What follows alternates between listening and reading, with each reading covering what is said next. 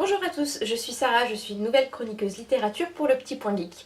Je commence mes chroniques avec un auteur plus que culte, le grand Stephen King, qui revient avec Sleeping Beauties, un bon pavé de 800 pages, paru aux éditions Albin Michel il y a quelques semaines.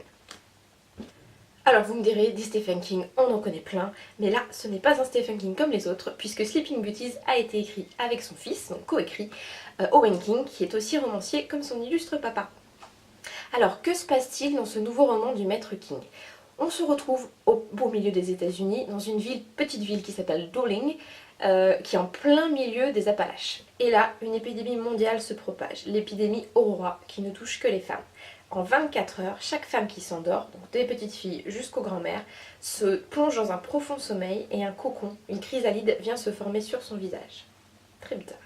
On ne doit pas les réveiller et on ne sait pas à quoi elles rêvent. Pendant ce temps-là, les hommes tentent de s'organiser et de trouver des solutions pour survivre, mais l'humanité sombre peu à peu dans le chaos. Pendant qu'elles dorment, les femmes endormies, elles se retrouvent dans une espèce d'univers parallèle où elles organisent une communauté bienveillante et non violente. D'où le côté fantastique de King qui prend un petit peu le dessus. A la base, c'est Owen le fils qui a pitché l'histoire à son père et celui-ci a tout de suite accroché. Ils ont imaginé une intrigue se basant sur une société matriarcale. Dans cet univers parallèle, les femmes imaginent un modèle de société basé sur la communication, le dialogue et la non-violence.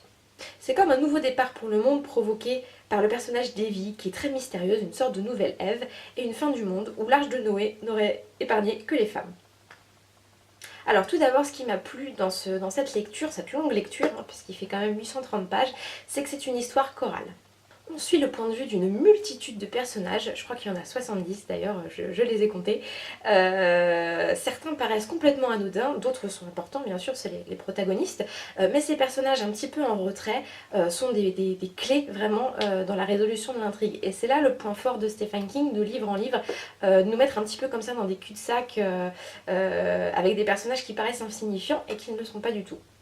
Alors, on a droit à une galerie de personnages plus ou moins recommandable, des détenus de la prison pour femmes, puisque c'est là que se centre l'intrigue, au Golden Boy qui s'occupe de la piscine des riches clients, le psy de la prison, son fils, sa femme, le petit prince, et aussi Essie, le personnage d'Essie, qui est une SDF qui vit en dehors de la ville.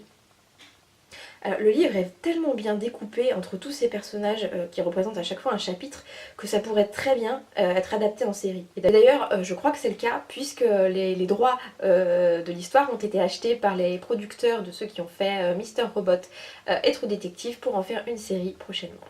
À suivre. Le point fort de l'histoire, c'est toute cette galerie de personnages comme sait si bien les dépeindre Stephen King. Des pecnos, des paumés, des junkies, des gens qui savent pas trop bien où ils veulent aller dans la vie. Et on y croise surtout Evie, évanescente, le personnage central du roman. Alors cette femme est très étrange, c'est presque une divinité, une nouvelle Ève comme je le disais tout à l'heure, qui étrangement, elle, c'est la seule qui se réveille après chaque sieste. Elle ne tombe pas dans le profond sommeil comme toutes les autres femmes. Alors au niveau de l'écriture, Stephen King et Owen King se sont un petit peu partagé le travail. Il y en avait un qui finissait un chapitre et l'autre reprenait directement. Donc il y a une inversion comme ça de chaque chapitre. J'ai un petit peu essayé de savoir quelle était la plume derrière chaque chapitre et c'est pas si facile que ça à déceler.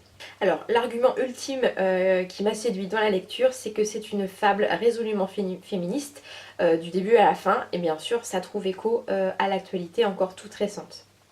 Des scandales éclatent, des hommages sont faits aux femmes. Hier encore, 82 femmes ont monté les marches à Cannes. Et pourtant, c'est encore rare de trouver une histoire qui fait la part belle aux femmes encore aujourd'hui. D'autant plus que l'histoire a été écrite par deux hommes. Vraiment, l'intrigue tourne autour de la condition de la femme et de son rapport à l'homme. En gros, la morale de l'histoire, sans femme, le monde tourne au chaos. Je pense que l'écriture de ce roman a été antérieure au scandale de l'affaire Weinstein, mais on sourit vraiment de ce hasard de calendrier. Alors si je devais mettre juste un seul petit bémol sur cette lecture, c'est que les intrigues sont parfois un petit peu simplistes. Là en gros c'est les hommes sont tous des brutes qui vont s'entretuer, les femmes sont la solution puisqu'elles sont toutes pacifistes. C'est un petit peu plus compliqué que ça dans la vie. Après, c'est un roman fantastique.